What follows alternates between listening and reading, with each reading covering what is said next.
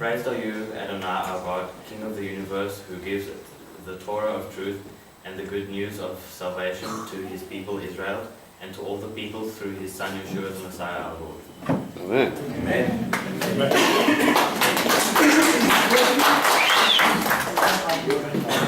Please excuse my very casual attire today. There's a very specific reason for it, which I'm not going to go into. Okay, so. You look like family. What do you mean? I don't understand. Look at that song with first cabbage of See, I'll start teaching you about this stuff. Okay, so last week, what did we do? Recap. Okay, before that, what did we say? Pesach. Pesach. Yeah. Right, what 3 feasts are there? Yes. Unleavened. First fruits. We've got the actual Passover. And actual Pesach. Okay. Right. Okay. And what was the purpose of Passover? Remembering what? That you've taken out of Egypt, and it's a story to tell the generations to come. Okay. All right. Specifically, your children, right? So the actual mitzvah is to tell your kids. Okay? Cool. I gave you 3 verses for that, 3 pieces of scripture for that, and then we went through how Joseph got there, we went through how Moshe got there eventually, and how the actual Israelites landed up there, and then we spoke about the points of the plagues. Plagues 1, 2, and 3. What are the points? Israel. Prove Israel. 4, 5, and 6. Caleb, I will protect my people. Differentiate, yeah. And for the youth, 7, 8, and 9. See who's listening. David, Mr. Olympian. Huh? No other youth. What's points of plague 7, 8, and 9? You guys. I'm just going to make you sit here this afternoon and watch that video. Yes, thank you. Wow, Ruth. To show that there's no equal. That's what I was going to say. But anyway. Alright, you don't have to sit and watch the video. Okay. Good stuff. Alright, cool. Then we went through all the plagues and then I didn't even get to Pesach. Alright, so what we're going to do is we're going to start off at Exodus 12. You can all follow along. Yeah, it's quite a long one. Okay, Exodus 12.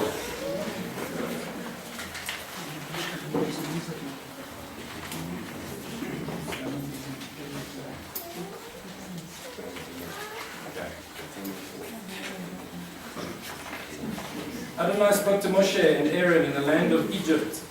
He said, "You are to begin your calendar with this month. It will be the first month of the year for you. Speak to all the assembly of Israel and say, on the 10th day of this month, each man is to take a lamb or kid for his family, 1 per household, except that if the household is too small for the lamb or kid, then he and his next door neighbor should share one, dividing it in proportion to the number of people eating it. Your animal must be without defect, a male in its first year, and you may choose it from either the sheep or the goats.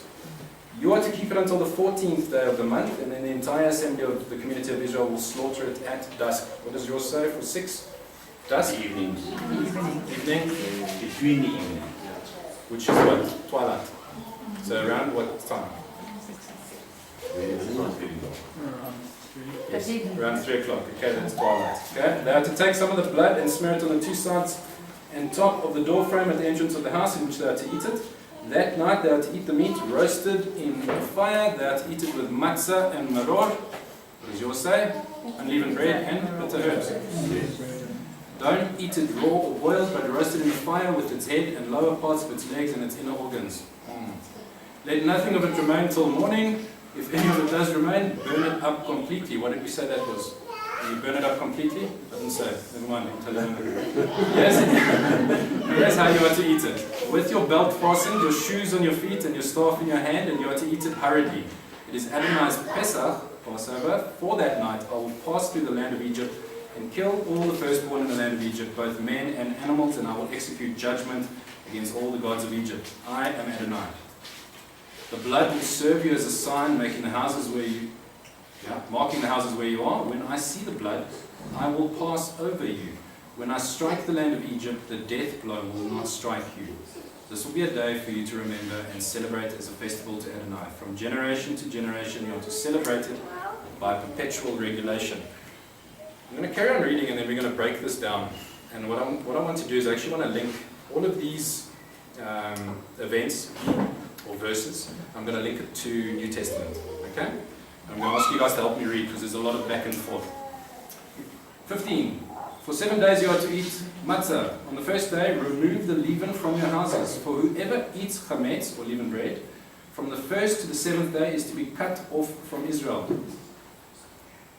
On the 1st and 7th days, you are to have an assembly set aside for God. On these days, no work is to be done, except what each man must do to prepare his food. You may do only that. You are to observe the festival of matzah, for on this very day I brought you divisions out of the land of Egypt. Therefore, you are to observe this day from generation to generation by perpetual regulation. There he states it again. Important. From the evening of the 14th day of the first month until the evening of the 21st day, you are to eat matzah. It's about the 40th time you said eat matzah. Okay? During those 7 days, no leaven is to be found in your houses. Whoever eats food with chametz in it is to be cut off from the community of Israel. It doesn't matter whether he is a foreigner or a citizen of the land. Eat nothing with chametz in it wherever you live. Eat matzah. So not just for Israel, wherever you live. And then Moshe called all the leaders of Israel and said, select and take lambs for your families and slaughter the Pesach lamb. Take a bunch of hyssop leaves and dip it in the blood which is in the basin and smear it on the two sides of the top of the doorframe. Then none of you is to go out of that door of the house until morning. For Adonai will pass through to kill the Egyptians, but when he sees the blood on the top and on the two sides, Adonai will pass over the door and will not allow the slaughterer to enter your houses and kill you. You are to observe this as a law, and you and your descendants forever. When you come to the land which Adonai will give you, as he has promised, you are to observe this ceremony. When your children ask you, what do you mean by the ceremony? Say, it is the sacrifice of Adonai's Pesach, because Adonai passed over the houses of the people of Israel in Egypt when he killed the Egyptians but spared our houses. The people of Israel bowed their heads and worshipped. Then the people of Israel went and did as Adonai had ordered Moshe and Aaron. This is what they did. At midnight, Adonai killed all the firstborn in the land of Egypt, from the firstborn of Pharaoh sitting on his throne to the firstborn of the prisoner in the dungeon, and all the firstborn of livestock. Pharaoh got up in the night, he and all his servants and all the Egyptians, and there was horrendous wailing in Egypt, for there wasn't a single house without someone dead in it. He summoned Moshe and Aaron at night and said, up and leave my people, both you and the people of Israel, and go serve Adonai as you said. Take both your flocks and your herds as you said, and get out of here. But bless me too. It's a bit arrogant. The Egyptians pressed to send the people out of the land quickly because they said, otherwise we'll all be dead. The people took their dough before it had become leavened and wrapped their kneading bowls in their clothes on their shoulders. The people of Israel had done what Moshe had said. They had asked the Egyptians to give them silver and gold jewelry and clothing, and Adonai had made the Egyptians so favorably disposed toward the people that they had let them have whatever they requested. Thus they emptied Egypt. You ever wondered how Egypt disappeared? There's that verse. Okay? And so it goes on. I'm just going to... Let's finish up to... Let's just go the whole way. Okay. People of Israel traveled from Ramesses to Sukkot, some 600,000 men on foot, not counting the children. So there must have been about 40 million of them, because we know that the Hebrews have a lot of children. Okay? No, I'm joking. How many was it? About 3 million? 2.5? At most, okay. Not too many children. 38. A mixed crowd also went up with them, as well as livestock in large numbers, both flocks and herds. They baked matzah loaves from the dough they had brought out of Egypt, since it was unleavened, because they had been driven out of Egypt without time to prepare supplies for themselves. The time the people of Israel lived in Egypt was 430 years. At the end of 430 years to the day, all the divisions of Adonai left the land of Egypt. Divisions. What do you think? Tribes. Tribes? Okay. When they left Egypt, how do you think they left? Do you think they scurried out of there and all fell over each other? Okay. How do you think they left then? almost like a fire drill. They would have broken up into their houses and gone out. And it would have probably been in the same order that the original sons were born to Jacob. Who was first to go? No, Reuben. Judah. Yeah. Okay, who was the leader of Judah at that time? I'm just throwing out spanners here. Who was the leader of Judah at the time, Jordan? You know the answer. You don't know the answer? Aaron? Nachshon. Nachshon. Have you ever read the genealogy of Yeshua? Nachshon is mentioned in there. He's halfway between beginning and David, if I remember correctly. Nachshon was the guy in the lead for Judah. When they left Egypt, they didn't leave in a massive horde. They left in order, in their divisions. The divisions is a military term. And Nachshon, funny enough, who's the foreshadow of Messiah in a way, was right at the front.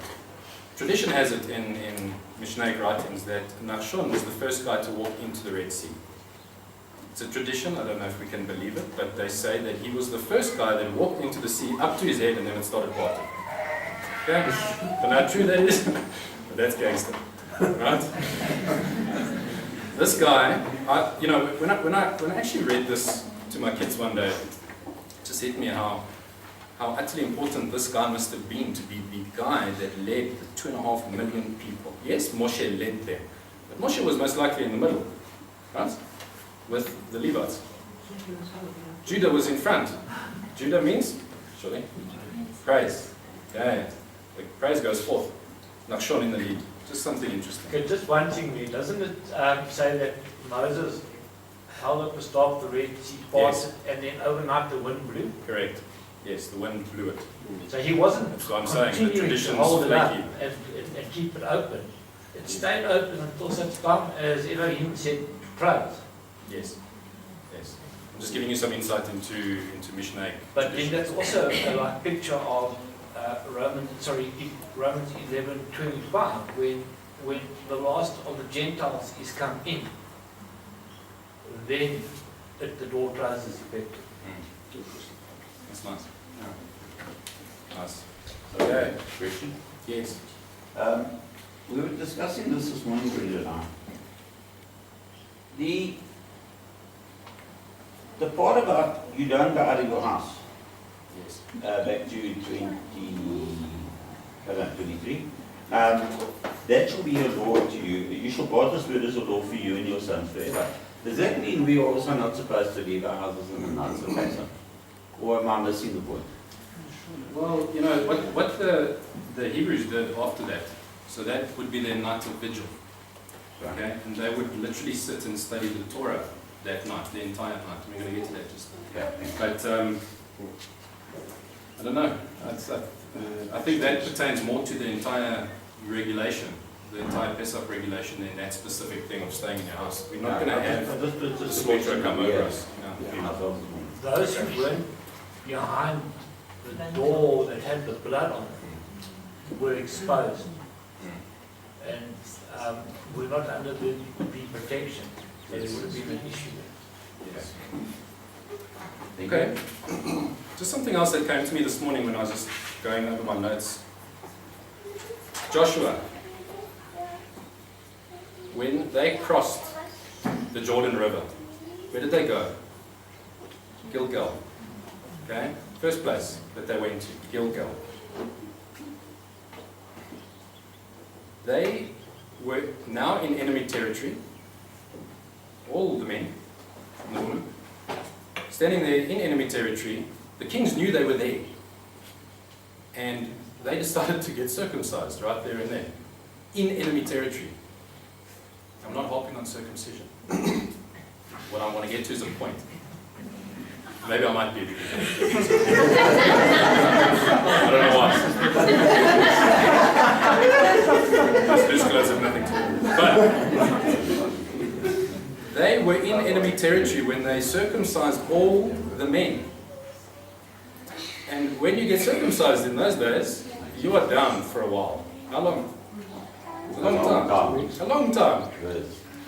Maybe a Imagine. month. Maybe. Yeah. Depending on your And age. you are lying there, pretty much unable to move, probably. Pretty much unable to move, and you're in enemy territory. That's taking quite a risk. But I mean, they had faith, right? They had to have had a lot of faith to actually do that. And that was the 10th day of the first month. On the 14th day, they celebrated Pesach as well, in enemy territory. They had a celebration. And after that, they went out and destroyed as much as they could. Just a nice, interesting point, okay? All right, now, we're going to go through some of the items of Pesach, and we're going to try to link them to Yeshua. All right, so I'm going to need some help with reading, because there's a lot of verses back and forth.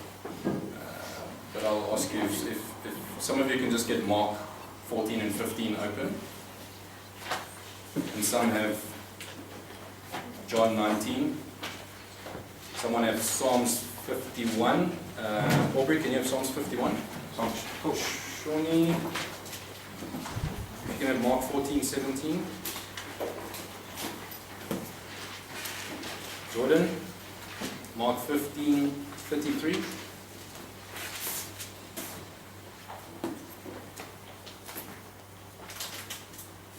Angela. Mark 14, 55. Caleb. 1 Corinthians 5 verse 7. Greeks. Matthew, no, don't worry. Mark 16 verse 19. Okay, the others are. Okay, right, so how do you celebrate Pesach, the first event? What were the main items that we read through now? First thing is the date. First month, on the 10th day. Okay, what do? You choose a little man. You find Fluffy.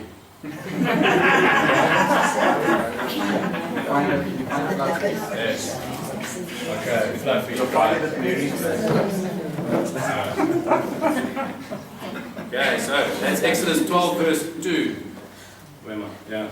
You are to begin your calendar with this month. It will be the first month of the year for you. Sorry, 3. Speak to all the assembly of Israel and say, on the 10th day of this month, each man is to take a lamb or kid for his family, one per household. Okay, so we have Exodus 12, verse 3 in the Torah. Okay? Now, how can we link that to Yeshua? Came into Inspected. Yeah, before that, we're going to do the inspection now. No? Yeah, so before he was inspected, how did he get to Jerusalem? He came on a donkey. On a donkey. On the 10th day. So there's a lot of literature on this, and I was sort of drowning in it, and then I started getting confused, and then I was just looking at it again. It's quite in depth. But what if you look at John 12? Okay, and you look at the studies around John 12, they believe that when Yeshua entered Jerusalem on the Mount of Olives, his triumphal entry, it was most likely the 10th day. Okay, so we found Yeshua on the 10th day entering into Jerusalem. Okay, so I'm just going to put scripture here, John 12. Right. That's our triumphal entry. Do some research on that. There's a lot of interesting things that people have found, but the bulk of it is he got to Bethany on the 6th day and stayed there for the Shabbat and another, and then the next day he went off. So however they work it out, they reckon that it was either the 9th or the 10th day, okay? But that's something to look into. I'm just putting it here for reference. All right. Do you have any information on you? Daniel? You want to drop the mic? No. You want to drop the mic? You can do that. You can do it. No, I'm going to do it later. Okay. All right. Then the next thing is you find the lamb. Okay. So now you have the lamb. Also Exodus 12. 3. So yeah, we've sort of referenced the date. Now we're referencing the lamb. Caleb, 1 Corinthians 5 verse 7. Clean out the old leaven so that you may be a new lump, just as you are in fact unleavened. For Yeshua our Passover has been sacrificed. Yes, so there we go. There's also John 1:29, which talks about Jesus being the Lamb. 1 Corinthians 5 verse 7, which Caleb just read for us. 1 Peter 1 verse 19. And what Vince just blew our mind with on a Wednesday night. I'm still having panic attacks. Vuya, you're around. You okay? 5 verse 6. Vuya, no, we didn't know what was going on Wednesday night. Vince just destroyed our brains completely. But there in Revelation 5 verse 6, we're talking about the throne room. And in the middle of the throne room, Yeshua appears as the slaughtered lamb. Okay, so we know through this and many others that Yeshua is the Passover lamb. Alright? Next thing. The inspection. 4 days to inspect the lamb. Just like the Israelites found Fluffy on the 10th day and then had him for 4 days, you had to have him in your house. Your kids are going to probably climb all over this thing and let it sleep in their beds. And then daddy has to take it and slaughter it. Which was probably not good for the kids. But it had to have happened, right? Okay? The New Testament, who had Mark 14 verse 55? I did. Who I did? I gave it to someone. Jordan. Jordan, oh yes. Mark 15 verse 55. Yes, please. Okay. Mark 14 Mark 14. verse 55. And the chief priest and all the council were seeking witness against Jesus Louder, please. to death, and they were finding none. Okay, I'll read it a little bit louder. Okay. The head Kohanim, the chief priest, and the whole Sanhedrin tried to find evidence against Yeshua so that they might have him put to death, but they couldn't find anything. Right, so 4 days you inspect the lamb, it has to be perfect. Right? Yes, the head Kohanim and the entire Sanhedrin trying to find evidence against Yeshua. What did they find? The Bible says nothing. What were they testing him with? Scriptures. And? Torah, yes. They were testing him with Torah. Right. And they couldn't find anything wrong. Right, now. What is the next thing? You slaughter the lamb. Fry. No spice. At when? What time? Twilight. Yeah, this we know of this because it is written, we just read it, Exodus 12 verse 6, and also Numbers 9 verse 12. I'm not going to read that, but that's what it says, okay, at twilight. Mark 15:33, you read that? Me. Yeah. At noon, darkness covered the whole land until 3 o'clock in the afternoon. At 3 he uttered a loud cry, Elohi, Elohi, lama sabachthani, which means, my God, why have you deserted me? He fasted, right? So, Mark 15, verse 33. Again, twilight. You see how this is all linking quite nicely? Okay? Next thing. Paint the blood on the doorpost. How must they paint it? These are Hyssop. Okay. Right. What shape was it painted in? Tractor. Okay, like that, right? Yes. Exodus 12 verse 7 if you want the scripture. In Mark 14 verse 17, who had that? Okay. In the evening he came with the 12. This one said, do you want to carry on? Oh, sorry, carry on. Now, as they sat and ate, Yeshua said, assuredly I say to you, one of you who eats with me will betray me. Okay, Mark 14, 17 to 18. They were reclining at a table. At what shape would they recline in? Roman shape, Roman concept. Triclinium, okay? Which is coincidentally in that same shape. Triclinium. Right. So, just a quick one. Why? They were all sitting and relaxing, right? Why were they relaxing when Exodus tells you to wear your belt fastened, staff in hand, sandals on feet, ready to run? Because they're in the land now. Nice. Yes. Because they are in the land. They are in the promised land already. Did you see my notes? That makes sense. Well done. 10 points for you. Okay? So they were already in the land. They don't need to run away. They don't need to exit Egypt. Okay? We still do, in a way, and we'll get to that now. Okay? Hyssop branch. Who mentioned hyssop? Exodus 12:22, I think it is. Okay. Who had Psalms? Aubrey. 51. Psalms 51. The whole thing. 7. 51 verse 7. Purge me with hyssop, and I shall be clean. Wash me, and I shall be whiter than snow. Who's it Whiter referring than to? snow. Who's it referring to? Yeshua. Okay. Also, hyssop was all over the place. It's mentioned a few times in the Bible. It grew out the walls of the temple as well. It could be a shrub, could have been a bit longer. Hyssop had cleansing properties to it. Okay? Even in the ritual of the red heifer, which we're not going to go into. But the red heifer blew my mind when I read this. They take the red heifer out of the city. It's pretty much the only sacrifice to go out and be burnt outside the city. Burn it up, take the ashes, put it in water, take hyssop branch, stick it in, sprinkle it on tents and people that are unclean. That screams Messiah in so many ways. Was Messiah slaughtered inside the city?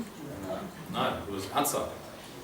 That hyssop branch is cleansing. That's why they used it. They used that hyssop branch, sprinkled it on, as weird as that sounds, sprinkled it on you, and you were clean.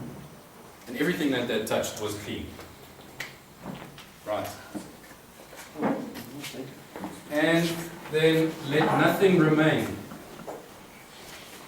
until morning. So you've eaten as much as you can. I don't know who would eat the insides and the head, but that's what it says. You've eaten as much as you can, and then God tells you, leave nothing until morning. So we burn it up, right? What is that? Exodus 12:10. I'm getting dyslexic in my old age. All right. In the offerings, this specific offering is a olah, okay, which means to go up. Okay. When they burnt it, whatever was left, they burnt up as an offering to God, as a gift, right? Now, to link that to the New Testament, to Yeshua, Mark 16, verse 19. Did I give that to anyone? Yes. Read? Yes, please. So then, after the Lord had spoken to them, he was received up into heaven and sat down at the right hand of God. So God literally went up. Olay offering goes up. Yeshua, up. Yes? Sorry, a technical question. You're not supposed to kindle fire on a Sabbath, and this is considered a high Sabbath. So making a fire and burning this, wouldn't that be breaking the Sabbath? Unless you have a fire going before. Which So I make the fire before the time. And make it really big. Which part when do you slaughter the sacrifice? When you do the Passover lamb? At twilight, but when I'm done eating, the leftover meat. Well, you would have had to roast it on fire, so that fire still would have been going until that time you The eat fire has it. been, you start the fire when you slaughter. It's already been kindled, it hasn't died immediately. Someone on the Shabbat, they eat, so then the day that you kindle fire is on the normal Shabbat.